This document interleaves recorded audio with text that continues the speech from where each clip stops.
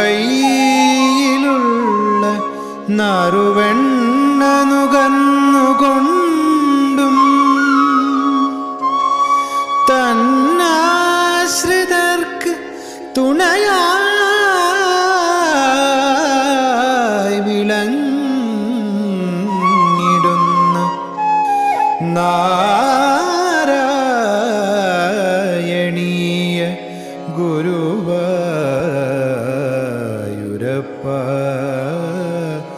നമോ നമസ്തേ.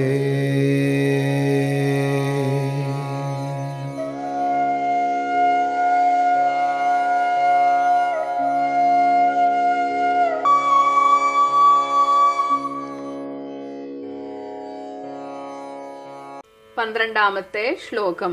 വീണ്ടും ജരാസന്ധൻ വരികയാണ് ഭഗവാനുമായിട്ട് യുദ്ധം ചെയ്യാൻ. തദനു മധുരാം ഗത്വാ ഹത്വാ ചമൂം യവനാഹൃതാം മഗധപതിനാ മാർഗേ സൈന്യൈഃ പുരേവ നിവാരിതഃ ചരമ വിജയം ദർപ്പായ അസ്മൈ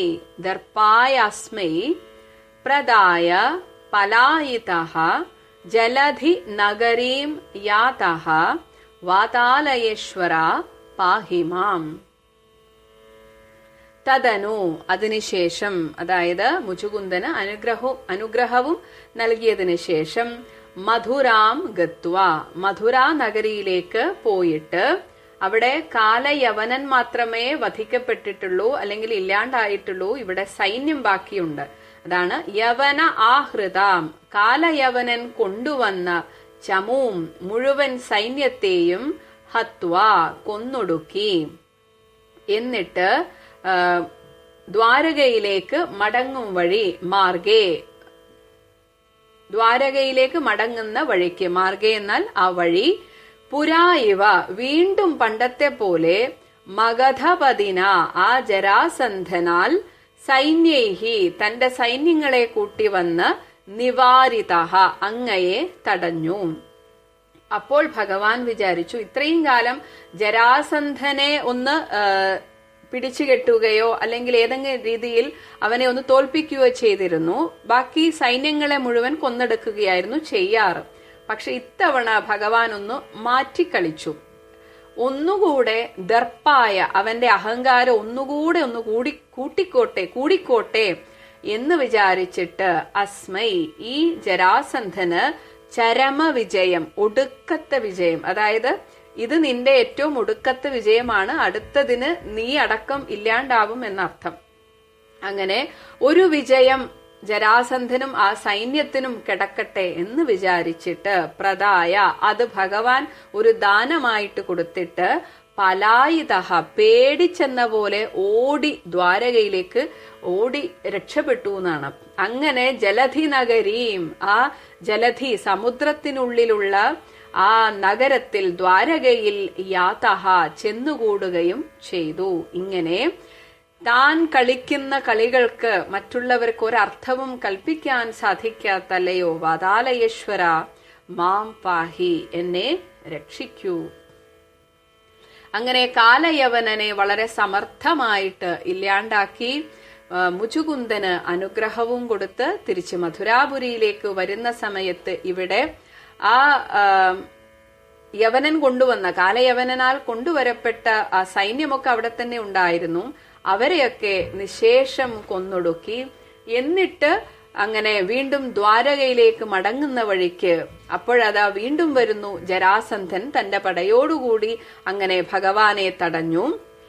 അപ്പോൾ ഭഗവാൻ, കാരണം ജരാസന്ധൻ ഭഗവാനിൽ നിന്ന് മോക്ഷം കിട്ടാൻ, അതായത് ഭഗവാൻ വധിച്ചു കഴിഞ്ഞാൽ മോക്ഷം കിട്ടുന്നതാണ്. അപ്പൊ അതിനുള്ള ഒരു യോഗ്യത ജരാസന്ധനില്ല. അതാണ് ഭഗവാൻ ഇങ്ങനെ ഒളിച്ചു കളിക്കുന്നത്. അപ്പൊ ജരാസന്ധനെ കൊല്ലാനുള്ള ഒരു നിയോഗം ഭീമസേനനാണ്. അതിനുവേണ്ടി ആ ജരാസന്ധനെ ഇങ്ങനെ മാറ്റി മാറ്റി വെച്ചതാണ് ഭഗവാൻ. അപ്പൊ അത് ഈ ജരാസന്ധൻ അറിയില്ല.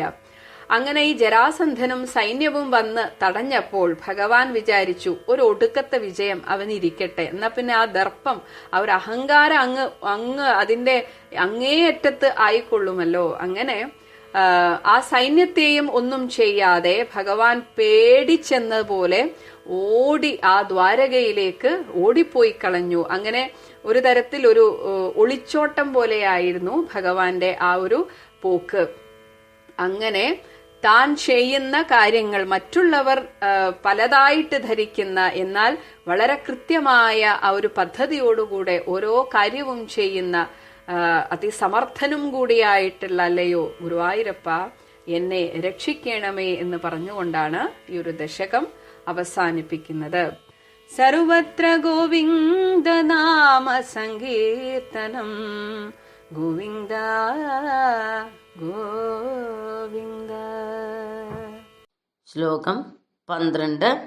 തദനു മധുരം ഗത്വാ ഹത്വാ ചമും യവനാകൃതാം മഗധപതിനാ മാർഗേ സൈന്യൈ പുരേവ നിവാരിത ചരമവിജയം ദർപ്പായാസ്മൈ പ്രദായ പലായിതോ ജലധിനഗരീം യാതോ വാതാലയേശ്വര പാഹി മാം. സർവത്ര ഗോവിന്ദ നാമ സങ്കീർത്തനം, ഗോവിന്ദ ഗോവിന്ദ. ഹരിശരണം. എല്ലാ ഭക്തജനങ്ങൾക്കും നമസ്കാരം. എല്ലാ മഹാത്മാക്കളെയും ഗുരുക്കന്മാരെയും പിതൃക്കളെയും എല്ലാവരെയും സ്മരിക്കുന്നു. വേദവ്യാസനെയും അദ്ദേഹത്തിൻ്റെ അവതാരമായ ഭട്ടതിരിപ്പാടിനെയും ഓർക്കുന്നു. എല്ലാവരുടെയും അനുഗ്രഹത്തിന് വേണ്ടി പ്രാർത്ഥിക്കുന്നു. നമ്മളിവിടെ ദശകം 77 12ാമത്തെ ശ്ലോകത്തെ വരെയാണ്. ശ്ലോകത്തിലേക്ക് കടക്കുകയാണ് ഇപ്പോൾ ഇവിടെ.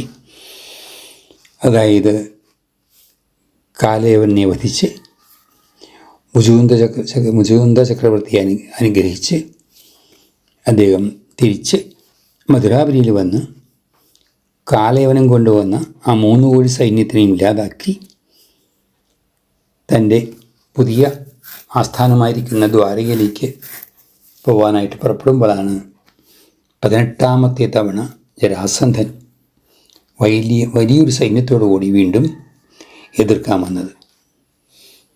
ആ എതിർക്കാൻ വന്ന സമയത്ത് ഭഗവാൻ മറ്റൊരു ലീലാടുകയാണ് ഇവിടെ. ആ യുദ്ധത്തിൻ്റെ വിജയം ജരാസന്ധന് കൊടുത്തു. എന്തിനാണെന്ന് ചോദിച്ചാൽ അഹങ്കാരം വർദ്ധിപ്പിക്കാനാണ് അദ്ദേഹത്തിൻ്റെ. കൂടുതൽ അഹങ്കാരം വർദ്ധിച്ച് കൂടുതൽ സൈന്യങ്ങളൊക്കെ സംഘടിപ്പിച്ചു ഇനിയൊരവസരത്തിലും ഇതുപോലെയുള്ളതായ തരത്തിൽ അദ്ദേഹത്തിൻ്റെ സൈന്യങ്ങൾ ഇല്ലാതാക്കി ഭൂഭാരം തീർക്കാലോ എന്നൊക്കെ കരുതിയിരിക്കണം. തോറ്റ പോലെ എന്നർത്ഥം ബലരാമൂർത്തിയും ശ്രീകൃഷ്ണനും. ഇവിടെ പഠിക്കാനൊരു പാഠമുണ്ട് നമുക്ക്.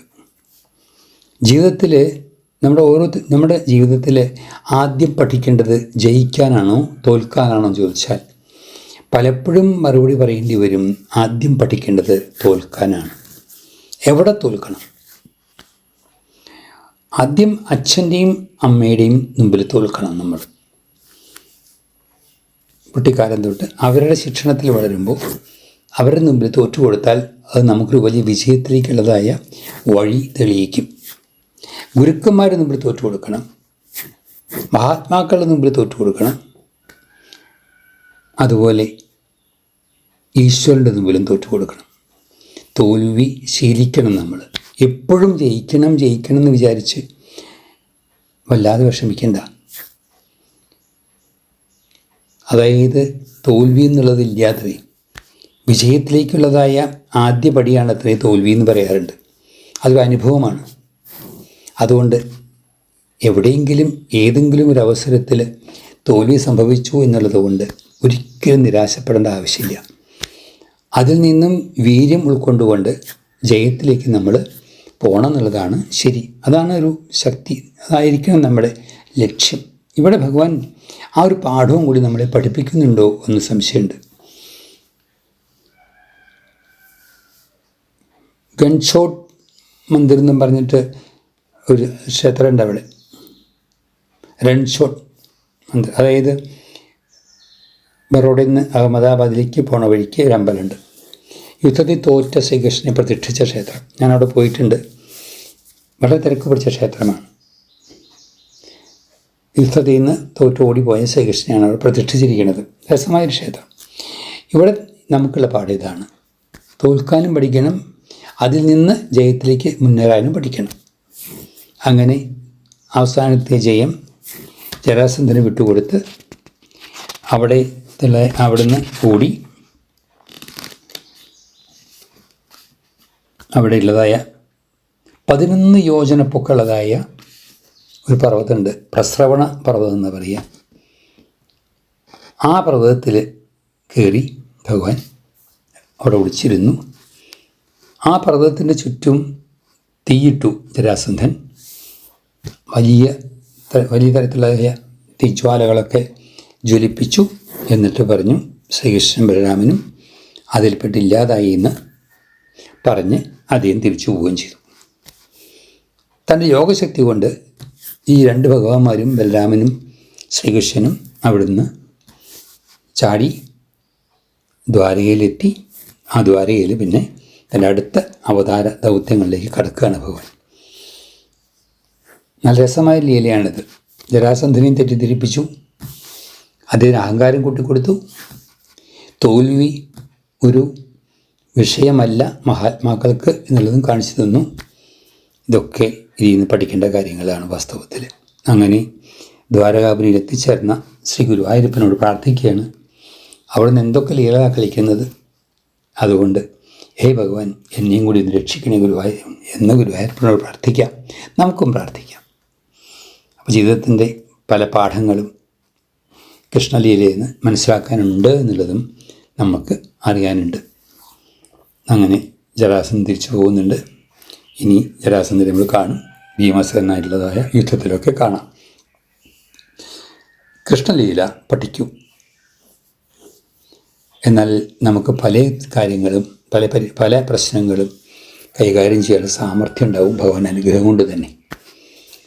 എല്ലാവർക്കും അങ്ങനെയുള്ള കഴിവുണ്ടാവട്ടെ എന്ന് പ്രാർത്ഥിക്കുന്നു. എല്ലാവരെയും ഗുരുവായൂരപ്പൻ അനുഗ്രഹിക്കട്ടെ.